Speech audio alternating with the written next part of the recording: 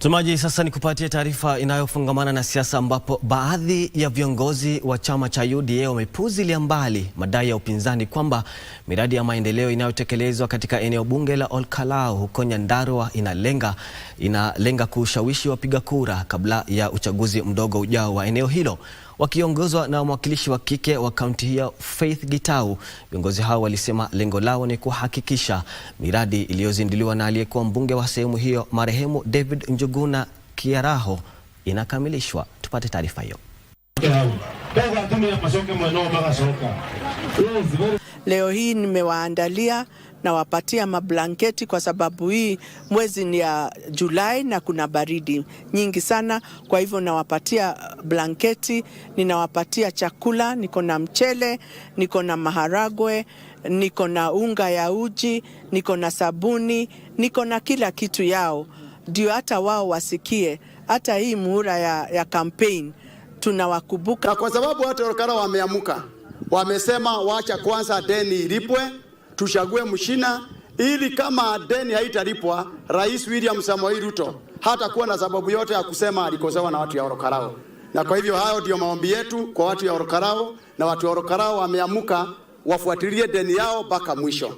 The projects we are doing here, if you look at the project like the one for university, the one for JM Hospital, the one for the stadiums, these were projects that were there. And so for us who are friends of the Honorable Kiaraho, we are here to make sure that his dream comes true. And we have very few months remaining. And we are saying within the next 7 months, whatever Honorable Kiaraho had purposed to achieve by the end of the year 2027 to be done. There is a narrative that is going around that these developments are coming because of politics.